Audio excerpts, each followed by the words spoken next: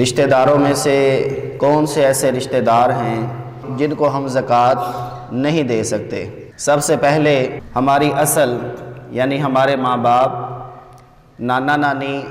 دادا دادی، اسی طرح اوپر پردادا پردادی، پرنانا پرنانی، ان کو ہم زکوٰۃ نہیں دے سکتے۔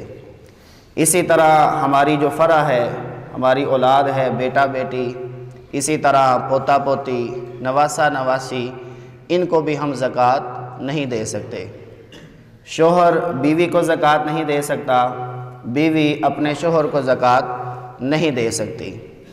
بقیہ ان کے علاوہ دیگر جتنے بھی رشتہ دار ہیں، اگر وہ زکوٰۃ کے مستحق ہیں یعنی وہ صاحب نصاب نہیں ہیں، ان کے پاس اتنی مالیت نہیں ہے کہ وہ خود زکوٰۃ دے سکیں، وہ خود صاحب نصاب نہیں ہے، سادے لفظوں میں کہ وہ اس بات کے مستحق ہیں کہ ان کو زکوٰۃ دی جا سکے، تو ان کو ہم زکوٰۃ دے سکتے ہیں۔ چاہے وہ سگا بھائی ہے، سگی بہن ہے، اس کو بھی زکوٰۃ دے سکتے ہیں، کیونکہ جو میں نے تین چیزیں آپ کو ذکر کی، ماں باپ، اولاد اور میاں بیوی، یہ آپس میں زکوٰۃ نہیں دے سکتے۔ بقیہ ہم سگے بھائی کو بھی زکوٰۃ دے سکتے ہیں اگر وہ مستحق ہے، اسی طرح سگی بہن اگر مستحق ہے تو اس کو بھی زکوٰۃ دے سکتے ہیں۔ بھتیجا ہے، بھتیجی ہے، بانجا بانجی، اگر وہ بھی مستحق ہیں تو ان کو ہم زکوٰۃ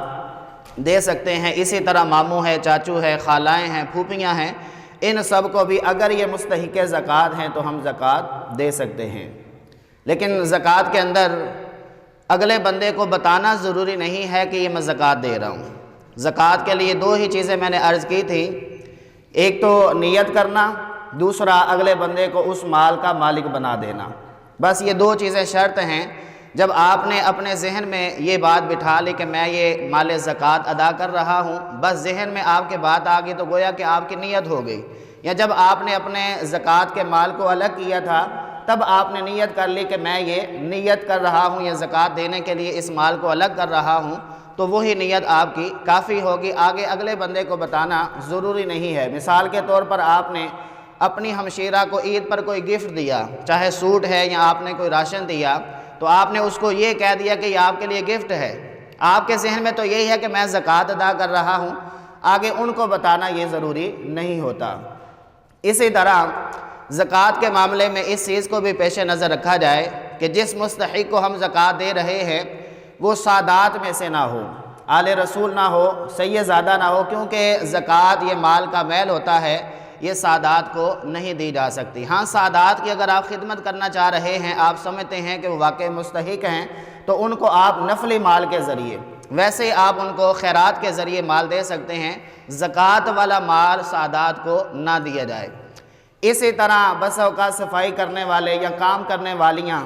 عیسائی ہوتے ہیں، غیر مسلم ہوتے ہیں، غیر مسلم کو بھی ہم اپنی زکوٰۃ نہیں دے سکتے۔ ہاں اگر وہ واقعی مستحق ہے، پریشان ہے، غریب ہے، تو آپ ان کو نفلی مال کے ذریعے ان کی مدد کر سکتے ہیں، البتہ زکوٰۃ والا مال ہم غیر مسلم کو نہیں دے سکتے۔ اسی طرح بعض افراد نے اپنی رقم انویسٹ کی ہوتی ہے یا کاروبار کیا ہوتا ہے، اب اس کی دو صورتیں بنتی ہیں۔ بس اوقات لوگ شراکت کرتے ہیں، بس اوقات مداربت کرتے ہیں۔ شراکت کا مطلب یہ ہوتا ہے کہ دونوں نے پیسہ لگایا ہوا ہے، دونوں مل کر کام کر رہے ہیں۔ مداربت یہ ہوتی ہے کہ ایک بندہ پیسہ لگا رہا ہے، دوسرا بندہ کاروبار کر رہا ہے، اب جو بھی پرافٹ آ رہا ہے اس کو یہ آپس میں طے شدہ نفع کے مطابق تقسیم کر لیتے ہیں۔ اب جس بندے نے یہ رقم انویسٹ کی ہوئی ہے، جو مدارب ہے، جس نے رقم لگائی ہوئی ہے، اگر اس رقم پر سال گزر جاتا ہے تو اب اس پر زکوٰۃ ادا کرنا ضروری ہوتا ہے۔ ایسا ہرگز نہیں ذہن میں لانا کہ میں نے تو چونکہ 2 لاکھ روپے یا 5 لاکھ روپے فلاں بندے کو دے دیا، اب وہ کاروبار کر رہا ہے تو اب اس سے اگرچہ نفع بالکل تھوڑا آ رہا ہے، لیکن آپ کی رقم تو اصل اس کے پاس جمع ہے، چاہے وہ 2 لاکھ ہے، چاہے 5 لاکھ ہے، اگر وہ مقدار نصاب کو پہنچ جاتی ہے یا نصاب کے ساتھ اس کو ملایا جائے تو اس کی مقدار بن جاتی ہے، تو آپ پر اس کی زکوٰۃ نکالنا ہر حال میں ضروری ہوگا۔ اسی طرح بس اوقات ہم نے کسی کو قرض دیا ہوتا ہے، تو اب وہ رقم بھی ہماری ہے، ہماری ملکیت ہی ہے، ہم نے اس کو قرض دیا ہے، وہ بطور امانت ہی ہے اس کے پاس۔ اب جو رقم آپ نے قرض دی ہوئی ہے اس کو بھی ہم اپنے نصاب کے اندر شامل کریں گے۔ بس اوقات یوں بھی ہوتا ہے کہ جس کو ہم نے قرض دیا وہ قرض واپس ہی نہیں کر رہا، 1 سال گزر گیا، 2 سال گزر گئے، 4 سال گزر گئے، 10 سال تک گزر گئے، اب وہ رقم واپس ہی نہیں کر رہا، تو اب اس کا کیا حل ہو سکتا ہے؟ اس کی علماء نے بہت ساری صورتیں بیان کی ہیں کہ جس بندے کو آپ نے قرض دیا ہوا ہے، اگر تو وہ واقعتاً شرع فقیر ہے، آپ اس کو اپنی رقم معاف کر دیں گے تو آپ کی 10 سال کی زکوٰۃ ساقط ہو جائے گی۔ 10 سال سے وہ بندہ پیسے نہیں آپ کو دے رہا، اور آپ سمجھتے ہیں کہ اس کے حالات ایسے ہیں، وہ شرع فقیر ہے، وہ رقم واپس نہیں دے سکتا، تو اب اس کا حال یہی ہے کہ آپ اس کو رقم واپس معاف کر دیں۔ جب آپ نے معاف کر دی تو آپ کی زکوٰۃ ساقط ہو گئی۔ اگر آپ اس کو یہ رقم معاف نہیں کر رہے تو آپ کو پورے 10 سال کی زکوٰۃ نکالنا پڑے گی۔ اسی طرح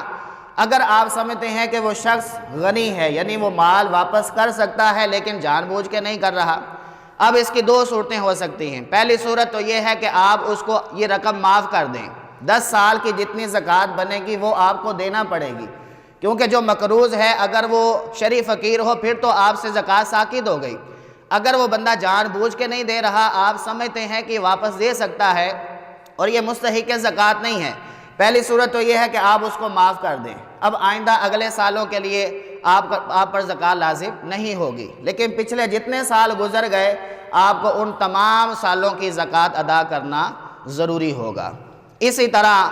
جو ہمارے سرکاری ملازمین ہیں، ان کا پروویڈنٹ فنڈ یا جی پی فنڈ جس کو آپ کہتے ہیں، وہ جمع ہوتا رہتا ہے، اس پر بھی زکوٰۃ سال گزرنے کے بعد آپ کو ادا کرنا ہوگی۔ ذہن میں سوال آتا ہے کہ وہ مال ہمیں فوری تھوڑی مل جاتا ہے، اس پر تو ایک وقت لگتا ہے، لیکن علماء نے لکھا ہے جب آپ کے پاس وہ مال آ گیا ادائیگی اسی وقت واجب ہوگی،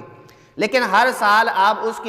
اس کا حساب اپنے نصاب کے ساتھ کرتے جائیں اور اس کی زکوٰۃ آپ نکالتے جائیں۔ ہاں جب آپ کو وہ مال 5 سال بعد، 10 سال بعد، 20 سال بعد وہ مل جاتا ہے تو اب چونکہ آپ پہلے 10 سال کی، 15 سال کی، 20 سال کی حساب کرتے آئے ہیں، زکوٰۃ دیتے آئے ہیں، تو اب زکوٰۃ لازم نہیں ہوگی۔ اگر آپ نے اس جی پی فنڈ کو اس نصاب کے اندر شامل نہ کیا، حتیٰ کہ 10 سال گزر گئے، اس کے بعد اگر وہ آپ کو مال حاصل ہوتا ہے تو اب پورے 10 سال کی زکوٰۃ آپ کو ادا کرنا ہوگی۔ اسی طرح جب کسی شخص نے انشورنس کروائی ہوتی ہے یا بیمہ پالیسی میں، اگرچہ یہ چیزیں ناجائز ہیں لیکن اس پر اس کو زکوٰۃ ادا کرنا ہر حال میں ضروری ہوگا۔ اسی طرح بسا اوقات انسان نے اپنی بیٹیوں کی شادی کرنے کے لیے پیسے جمع کیے ہوتے ہیں، اگر ان پر بھی سال گزر گیا تو اس کی زکوٰۃ نکالنا انسان پر لازم ہوگا۔ اسی طرح بچیوں کے لیے سونا خرید لیا جاتا ہے، اس کی بھی 2 صورتیں ہیں، اگر تو اپنی ملکیت رکھا ہوا ہے تو آپ خود زکوٰۃ دیں گے، اگر آپ نے اپنی بچیوں کو دے دیا، ان کی ملکیت میں دے دیا اور وہ بالغ بھی ہیں تو اب ان بچیوں پر ہی اس کی زکوٰۃ نکالنا ضروری ہوگا۔ اسی طرح کسی شخص نے رقم جمع کی ہوئی ہے کہ اس سے اپنا ذاتی گھر خریدنا ہے،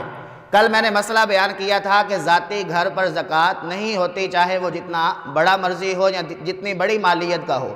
لیکن یہاں صورت یہ ہے کہ کوئی شخص رقم جمع کر رہا ہے اور وہ رقم نصاب کو پہنچ جاتی ہے، یعنی 1,35,000 کے لگ بھگ یا اس سے زیادہ ہے، اور وہ جمع کر رہا ہے اپنا ذاتی مکان خریدنے کے لیے، اگر اس پر سال گزر جاتا ہے تو اس کے لیے زکوٰۃ نکالنا بالکل ضروری ہوگا، اس کی ادائیگی اس پر لازم ہوگی۔ اللہ رب العالمین کی بارگاہ میں دعا ہے جو مسائل سیکھے عمل کی توفیق۔